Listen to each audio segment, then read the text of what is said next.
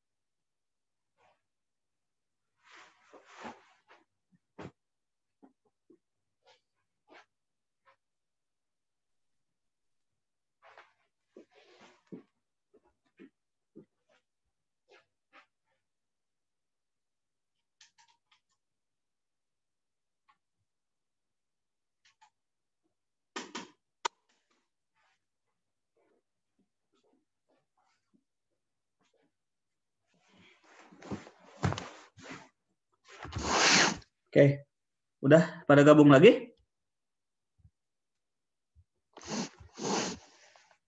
Se-32 orang. Tadi berapa orang?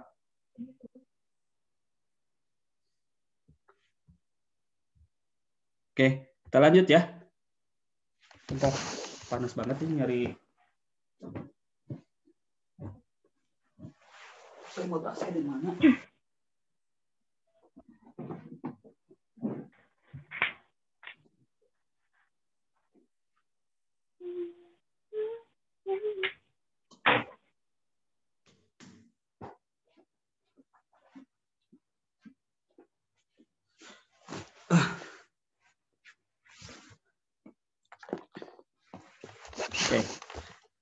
Sekali lagi untuk mencari ini kan nilai R ya. Biasanya kalau orang statistik atau anak matematika ini disebutnya R hitung. Disebutnya R yang kita hitung. Bahasa Inggrisnya itu observe R. Bukan calculated R ya, Adek. Observe R. Gitu.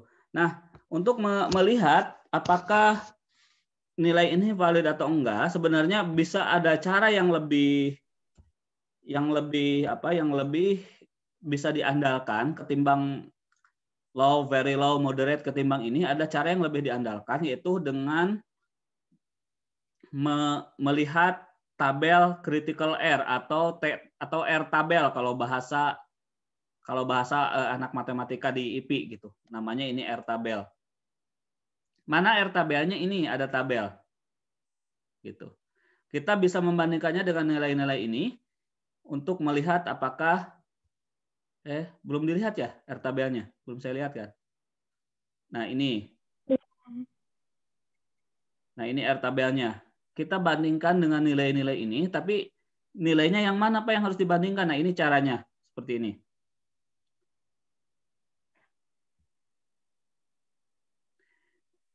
Ini berapa N-nya? Jadi untuk mencari R tabel, kita harus melihat dulu, harus mencari dulu yang namanya degree of freedom, atau biasa disingkat dengan DF, atau kalau dalam bahasa Indonesia disingkatnya DK. DK itu derajat kebebasan.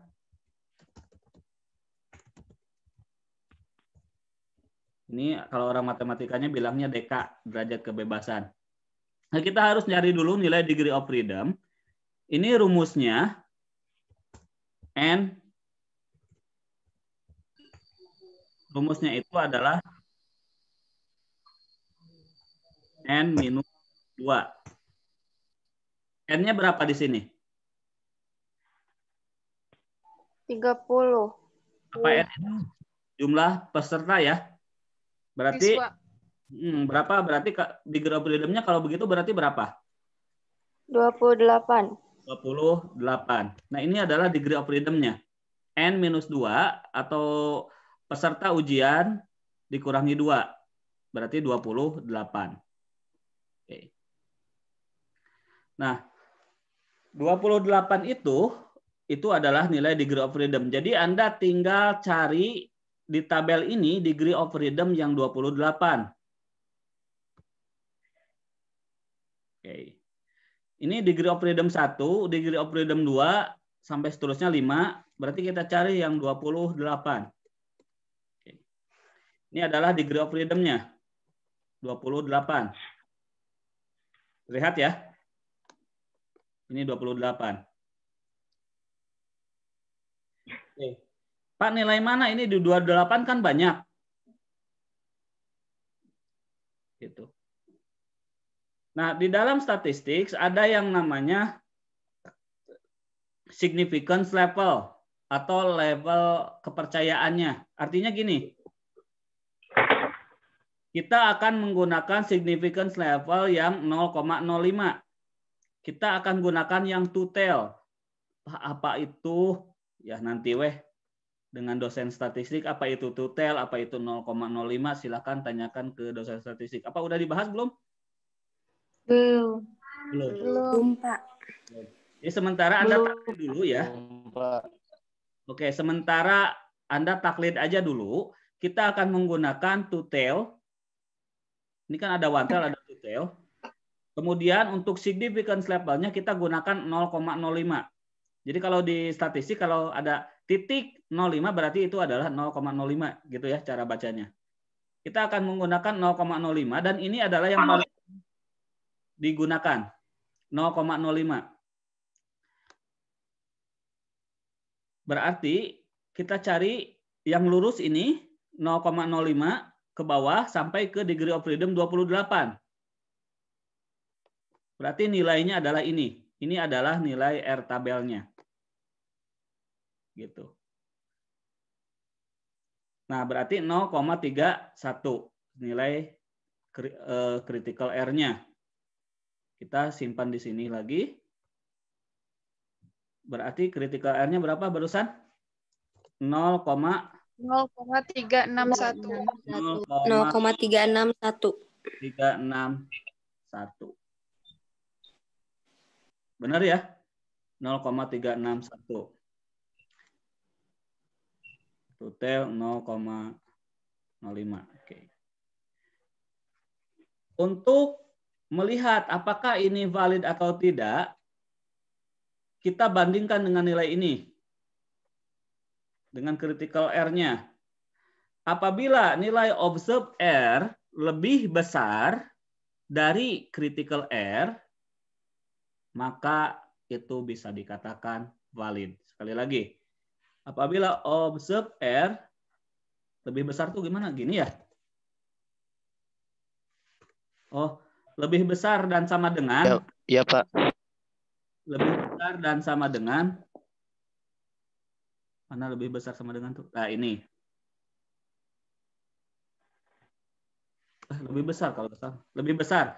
Lebih besar dari critical R, maka itu bisa dikatakan valid. Jadi nomor 1 ini valid atau enggak? Valid. Valid. Itu caranya. Valid. Coba nomor 2. Valid atau enggak? Enggak. Enggak. Critical R-nya sama Enggak. Pak? Ya sama aja kan. Degree of freedom-nya 30. Degree of freedom-nya sama 28 gitu. Nah, kalau gitu ini enggak valid gitu. Karena ini lebih kecil dari 0,31. Paham cara baca tabelnya? Kalau ada 25 misal, peserta ujiannya ada 25. Berarti degree apa? 23. 23. Berarti nilai critical R-nya bukan 361 tapi bentar. Yang 23 itu. Oke, yang 23 adalah ini, degree of freedom-nya 23. Kemudian yang 0,05 two-tail. Nah, ini nilai critical R-nya. Ini kalau pesertanya 25. 25. 23 itu nilai degree. Oke. Coba lihat tabel ini. Kalau peserta ujiannya 20 orang, berapa nilai critical R-nya?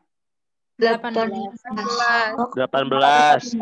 Critical error 0,4444. Oke, 18 adalah degree of freedom-nya. Kemudian kita cari yang 0,05. Ingat yang two tail.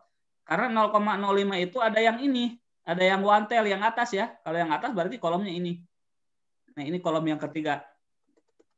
Berarti 0,44 gitu. Itu nilai critical error kalau pesertanya adalah berapa orang? 20. 20 orang. Good. Pak Liur baca tabel mah. Ada cara yang lebih gampang Pak daripada nggak baca tabel? Ada. Caranya apa? Ini saya sudah buatkan kalkulatornya menggunakan Excel. Jadi Excel itu canggih sekali. Sangat sakti Excel itu. Jadi kalau Anda nggak mau lihat tabel, bisa menggunakan Excel yang saya buat, file Excel ini. Mananya? Bentar.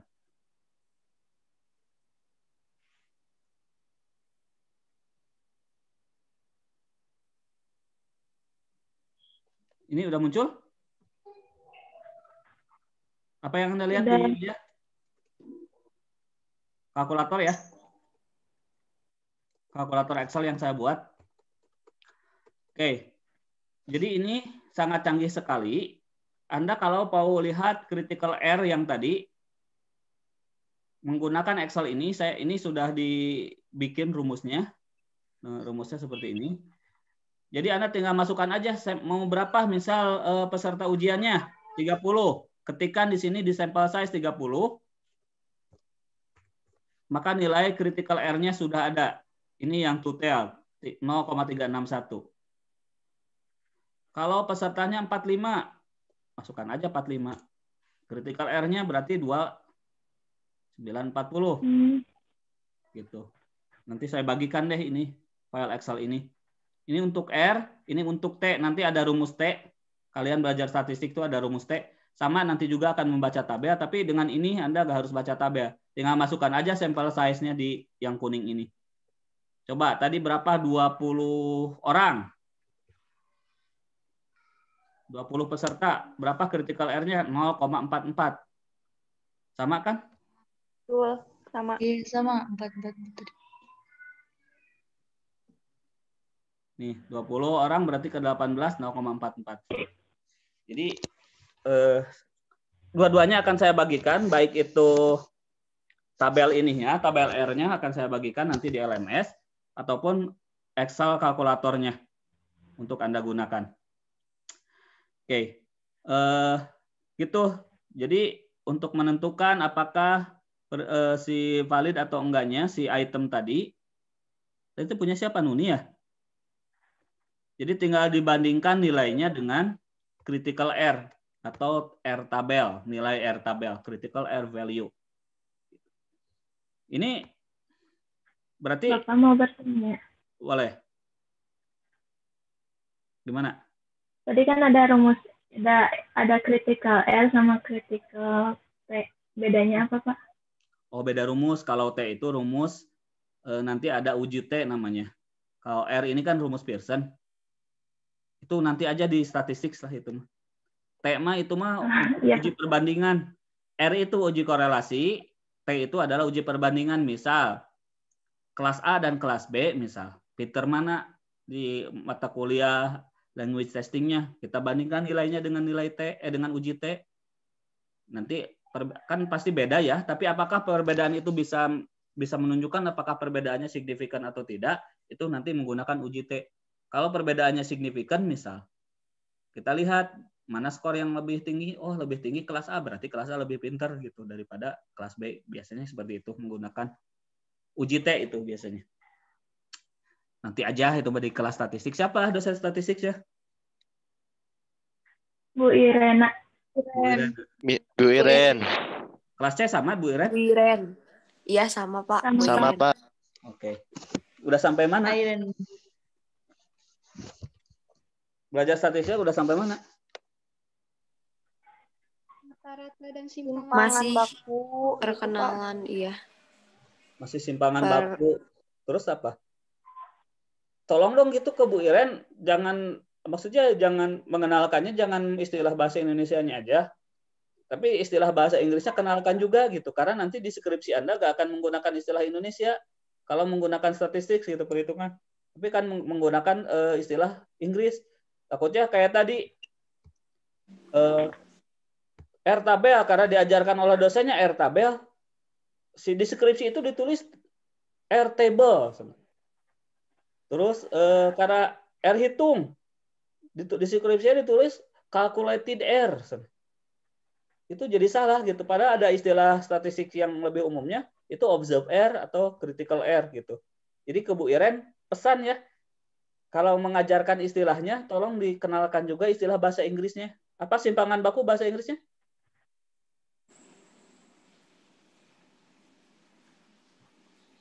Nggak tahu? Standard deviation atau di bahasa Indonesia juga sering dibilang standar deviasi gitu. Itu simpangan baku. Aku malah nggak tahu. Oh, nggak tahu. Ya. Nah, jadi tolong Taunya pesan. standar deviasi. Atau standar deviasi. Jadi tolong ini dipesan ke Bu Iren. Bu Iren tolong kenalkan juga istilah Inggrisnya apa gitu. Karena kami di skripsi harus menggunakan istilah bahasa Inggris gitu. Nanti jangan simpangan baku. Apa bahasa Inggrisnya kan liar kalau Anda menerjemahkan. Apa terjemahan simpangan baku? Ya itu standard deviation. Oke. Jadi kira-kira gitu ya. Kita lihat nomor 4 ini. Item nomor 4 valid atau enggak, kita lihat. Pearson, log, nilai X-nya, kemudian nilai Y-nya adalah nilai total. Kita blok lagi.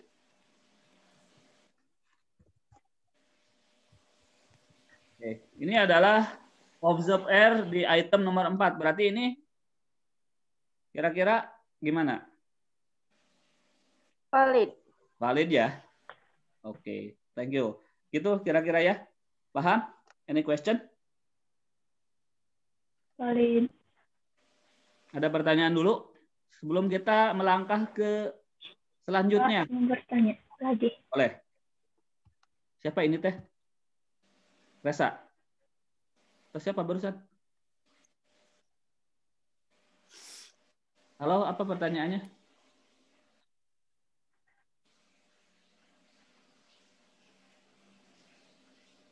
Barusan siapa yang Iya mau Kak, Resa. Oh iya, Resa. Resa Kak. Gimana, Resa? Ini di luar dari ini Kak, mau bertanya soal yang tadi soal yang diberikan sama Bapak kan itu disuruh diperbaiki kembali. Apakah yang itu yang sudah diupload ditarik kembali terus digantikan sama yang Kenapa ditarik kembali? Jadi, Kembali. Jadi yang dinilai sama Bapak mah udah yang pertama aja gitu. Tapi perbaiki aja dulu, nanti saya nilai. Gitu. Ini, Resa, apakah saya bisa menilai satu-satu mengecek benar apa enggak? I don't think so. I don't think I have time for that gitu. Saya nggak pernah berpikir bahwa saya bisa mengecek satu-satu gitu. Tapi yang saya lihat itu adalah nilai effortnya. Kalian ikutan nggak mengerjakan ini, masalah salah atau enggak itu urusan lain gitu. Karena saya nggak punya waktu hampura untuk mengecek satu-satu pekerjaan kalian. Iya, Pak. Ini aja dikejar-kejar. Kalian atau gimana? Dulu saya suka ngeritik ke orang, wah ngajar teh ini teu balik. Ya baik. Karasa enak mah. Jadi ternyata kalau udah dikasih pekerjaan struktural banyak sekali gitu ininya bentroknya gitu waktunya. Ini juga saya minta maaf nih ke kelas C, kelas D selalu digabungkan terus karena ya gitu. Hampir tiap Jumat saya ada agenda rapat atau apa gitu. Jadi hampura kelas C ya. Kalau ini nggak nyaman misalkan kelas D digabungkan terus. Gimana lagi? Ya? Iya, nggak apa-apa, Pak. Nggak apa-apa. Ya, apa barusan? Ada yang mau nanya?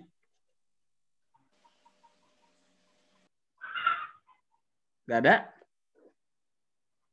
Kalau nggak ada pertanyaan, setelah validity kita akan menghitung yang namanya reliability. Silahkan bernafas dulu lah, bisa riut. Karena belajar yang gini tuh di kelas aja suka riut, apalagi online seperti ini. Saya memahami. Oke. Kita akan belajar menghitung reliability.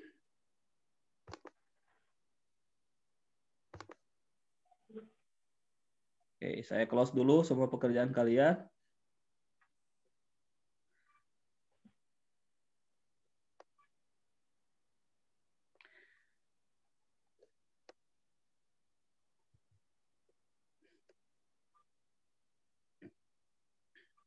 Oke, kemarin di awal-awal pertemuan, salah satu kriteria dari one of a criteria of a good test itu harus reliable. Selain valid juga harus reliable. Kemarin yang dikatakan reliable itu gimana? Masih ingat di pertemuan pertama saya bilang suatu tes dikatakan reliable jika apa? Wah, pasti lupa lagi.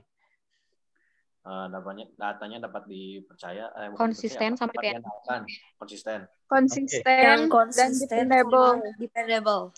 Oke, konsisten ya. Itu keywordnya konsisten. Jadi konsisten itu gimana?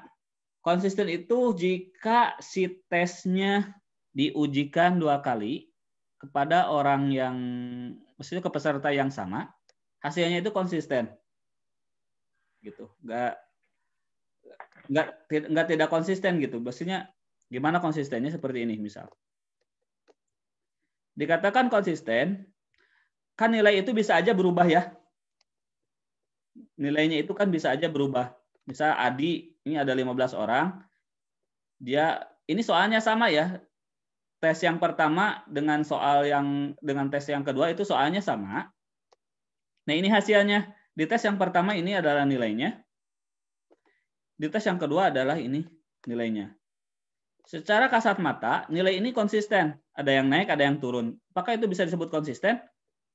Ya mungkin perorangannya nggak konsisten, tapi secara keseluruhan apa ini konsisten atau enggak?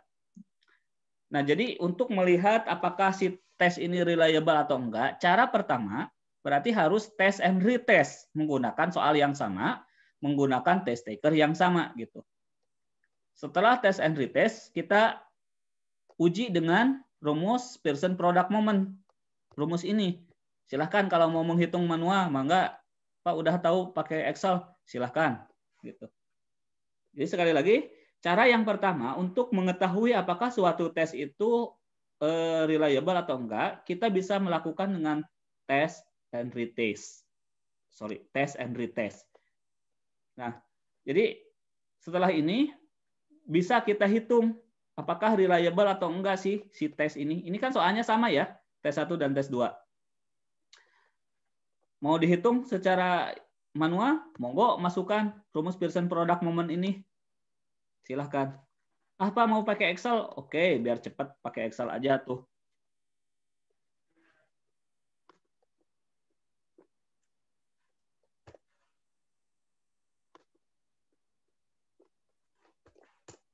Nah, nilainya segini. Kira-kira reliable nggak? Nilai korelasinya segini.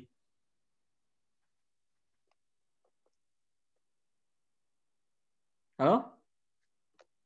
Reliable mungkin. Reliable? patokan Bapak. Ini adalah nilai R-nya. Patokannya ya sama aja menggunakan yang kemarin. Kalau 0, 0 sampai 0, Oh, iya. 2. Reliable, Pak. Ini low, berarti ini sangat reliable berarti si tes ini gitu. Patokannya itu yang kemarin yang 5 range itu 0, sampai 0,02, 0,21 sampai 0,4 gitu. Berarti ini ada di range apa? Very high. Very high. Very high. Jadi ini very highly reliable. Udah very highly reliable. Jadi sangat reliable soal ini. Pak, apakah nggak ada kelemahan dengan cara ini? Ada. Kelemahannya apa? Ini kan soalnya sama. Kemudian test takernya sama. Berarti Pak, dia udah tahu dong soalnya. Ya iya, itu kelemahannya. Ada yang namanya carry over and practice effect. Itu ada efek dari tes yang pertama karena udah tahu soalnya, ya kemungkinan nilainya bisa lebih besar gitu. Tapi kan walaupun lebih besar, itu adalah hal yang wajar karena udah tahu soal, tapi tidak menutup kemungkinan juga nilainya lebih kecil karena mungkin kemarin tuh ragu ini soal ini, ternyata dijawab, misal asalnya jawabannya A, dimilih C, ternyata makin salah si jawabannya. Ya ini sih kelemahannya, ada carry over sama practice effect. Itu kelemahannya kalau dengan metode test and retest. Dan yang kedua, ini sangat tidak praktikal. Kenapa? Karena Anda harus melakukan tes 2 kali gitu. Dengan soal yang sama gitu untuk melihat apakah tes ini reliable atau enggak. Apakah praktiknya bisa begitu? Ya bisa. Di mana? Di try out gitu, bukan di ujian asli gitu. Makanya seperti itu. Paham ya? Itu cara pertama, kita menggunakan test and retest gitu. Ini saya punya 10 soal misal. Diujikan ke 15 orang. Ini tanggal 10 Oktober misal. Seminggu kemudian, misal tanggal 17 Oktober, saya ujikan lagi soal yang sama kepada test taker yang sama. Nilainya kita korelasikan menggunakan rumus Pearson Product Moment. Nah, ini hasilnya. Kalau kita lihat di R tabel juga, ini pasti sangat reliable. Coba lihat di R tabelnya berapa. Ini degree of freedom-nya berapa? 15 orang, degree of freedom-nya berapa? 13. 13. Oke, 13. Cari yang two-tail 0,05. Nah, berarti nilainya 0,514. 0,514. Kalau dibandingkan, ini lebih besar dari 0,514, berarti si tes ini bisa dikatakan si tes ini adalah tes yang reliable. Pak, two-tail teh naon sih Pak? 0,05 itu apa? Jadi gini, saudara-saudara. Ini kan nilai koefisien. Nggak ada. Valid. Ada ya? Oh, sharingnya. Sorry.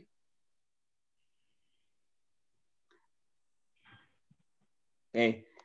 Yang dimaksud two-tail itu ginilah intinya.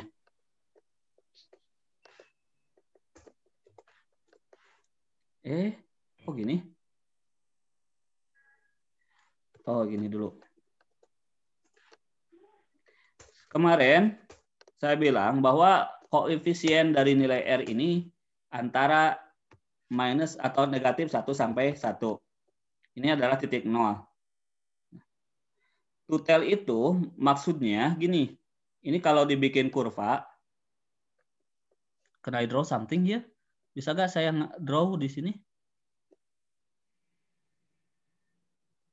Insert.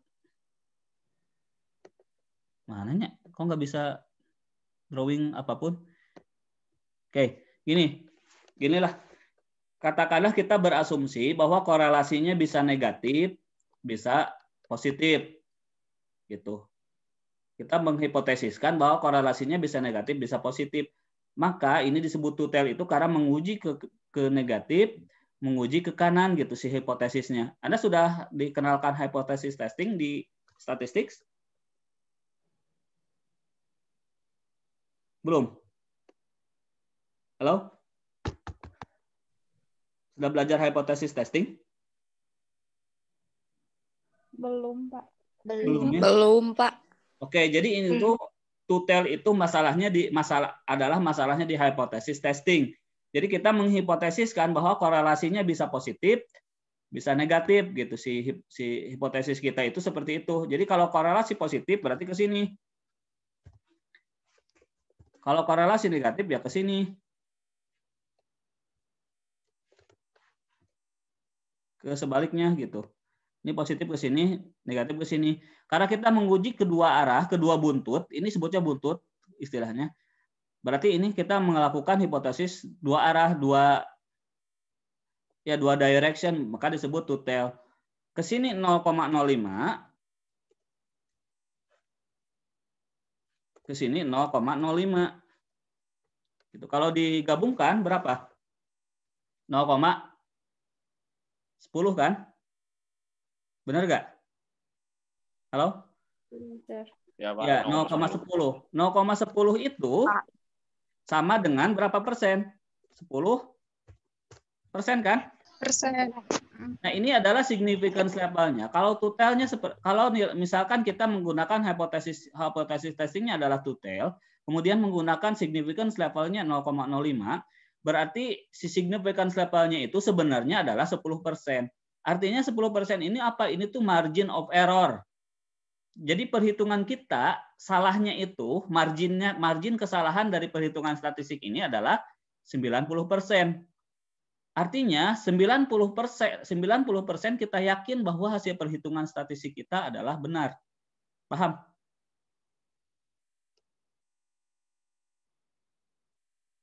Halo? Ya, Pak, udah. Jadi gini, cara menginterpretasikannya. Ini kita mengatakan tadi tes ini reliable atau enggak? Reliable. Berdasarkan apa? Berdasarkan Hitungan dibandingkan. berdasarkan hitungan statistik kan? Iya. Nah, kebenaran reliable-nya atau reliability ini itu hanya 90%. Ada kemungkinan 10% ini tidak reliable. Paham? 10% itu dari mana? 10% itu dari mana? Ini 0,05 ke kanan, 0,05 ke kiri karena ini two-tail tadi kan dua arah. Tapi kalau satu arah berarti kalau 0,05 kita menggunakan yang one tail ya berarti 5% gitu. Pak, kenapa kita menggunakan 10% margin of error-nya? Itu biasa yang digunakan di rumpun ilmu sosial seperti kita. Tapi kalau misalkan kalian mau menguji akurasi peluru, margin of error-nya ya jangan 10%, mungkin hanya 1%. Bayangkan kalau 10% margin of error-nya kita mau nembak ke arah mana bisa melenceng jauh. Gitu. Jadi karena kita di bidang sosial 10% itu sudah sangat bagus gitu. Artinya 90% yakin bahwa hitungan statistik ini adalah benar. Kalau di dunia medis misal, ya margin of error-nya jangan menggunakan 0,05 juga gitu. Kalau 0,05 10% nanti bisa ada yang overdosis gitu. Bisa dipahami reasoning dari kenapa 0,05. Kira-kira kalau di dunia medis bagusnya menggunakan yang mana? One tail. Apanya? Yang paling kecil mungkin. Ya ini semakin kecil. Gitu. Ya tergantung juga dunia medisnya apa gitu. Kalau misalkan obat misal, kita lagi menguji obat, kemujaraban suatu obat, ya pastikan margin of error-nya yang sangat kecil. Kalau ini berapa persen? Kalau two-tail ini 0,001 berarti berapa persen? 1% kan? 9. Iya, 99 itu ke kanan aja. Sama ke kiri berarti kan berapa tadi itu? 0,001.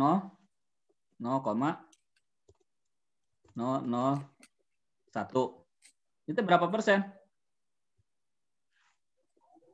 2%. Iya, 1. 1% ke arah kanan, 1% ke arah kiri. Kalau Kiri. kalau two-tail berarti kalau menggunakan margin of error yang ini 0,01 berarti tingkat kebenarannya itu 98% si hitungannya gitu. Karena kita di rumpun sosial nggak harus terlalu ideal amat menggunakan margin of error yang sangat kecil. Gunakan saja yang 0,05 gitu. Paham ya? Reasoning behind kenapa sih 0,05? Kenapa sih two-tail gitu? Gitu. Tapi untuk sementara kalaupun Anda belum paham, ya sudah taklid aja pokoknya menggunakan 0,05 yang two-tail. Sekali lagi, gunakan yang 0,05 yang two-tail. Bapak, kalau yang 2,0 itu biasa digunakan di mana, Pak? 2,0 Ini 20. Iya, yang paling besar biasa digunakan di mana? 0,20. Ya, kalau Anda mau berpikir bahwa gak terlalu akurat-akurat amat, ya gunakan itu. Misal, Oh, apa? Ya itu mah tergantung tujuan Anda. Ini lagi ngetes apa sih? Kalau di ilmu sosial 90% itu kan udah bagus banget gitu. Tapi kalau di medis, kita menggunakan 90%. Derajat kebenarannya ada margin of error 10%. Berarti dari 100 orang, bisa 10 orang yang overdosis gitu kan. Kalau di medis misal. Kan itu nyawa ya. Kalau di medis. Peluru misal. Gimana kalau menggunakan margin of error yang sangat besar, wah kita kalah perang. Peluru kita nggak akurat karena begitu ketika pengujian kita menggunakan margin of error-nya yang besar gitu. Ya, yang kecil dong gunakannya gitu. Yang besar digunakan di apa? Duka tuh tergantung kasusnya nanti. Anda lagi menguji apa kira-kira cukup nggak? Kalau menggunakan yang 0,2 berarti 0,4, wah 40% dong. Margin of error-nya. baik, Pak. Gitu. Digunakan di apa? Duka. Cuma kan secara teori bisa gitu menggunakan itu. Oke, kembali ke reliability ya. Jadi soal ini bisa dikatakan reliable berdasarkan hitungan statistik menggunakan margin of error 10% atau significance level 0,05 to tell. Nah, ini cara pertama. Cara kedua yaitu dengan sama test and retest, tapi soalnya berbeda. Itu disebut dengan paralel, tes A dan tes B. Jadi misal test takernya ini dikasih satu paket soal A, misal tanggal 5 Oktober, misal. Tanggal 10 Oktober mereka ikut tes lagi dengan tes yang serupa, tapi dengan paket yang berbeda. Ini 10 Oktober misal. Soal yang berbeda.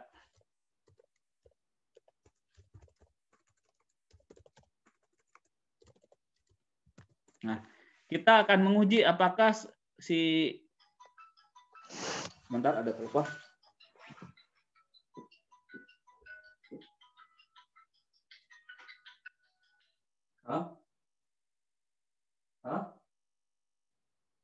Di kamar keur ngajar heula. Keur ngajar heula keur daring. Heeh. Kan mulai kan sana? Sarapan, Pak? Sarapan heula. Hah? Entos tadi tos sarapan di dekat resepsionis. Heeh. Sok makan heula, Bapak. Saya ngajar heula hampura. Ya. Ya. Maaf, tadi ada telepon dari Pak Warek. Oke, sekali lagi, kalau tadi test and retest dengan soal yang sama, sekarang test and retestnya dengan soal yang paralel, soal yang relatively similar gitu. Nah, kita akan melihat apakah si tes paket A ini reliable atau enggak. Kita korelasikan dengan nilai dari tes paket B, misal seperti ini. Ya. Pak, kok itu dulu? Boleh kok ini dulu, tapi mau ini dulu juga silahkan. Ini. Oke. Oh, 0,8. Wah, ini tinggi. Insya Allah ini reliable gitu. Jadi si tes A ini dikatakan reliable dengan dikorelasikan dengan hasil tes dari tes B gitu. Paham? Ada pertanyaan?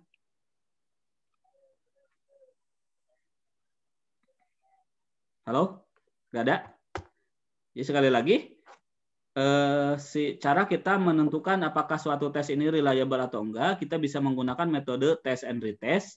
Kemudian hasil dari ujiannya kita korelasikan menggunakan rumus Pearson. Kalau hasilnya berkorelasi tinggi, berarti itu dikatakan tesnya reliable. Atau dengan metode paralel,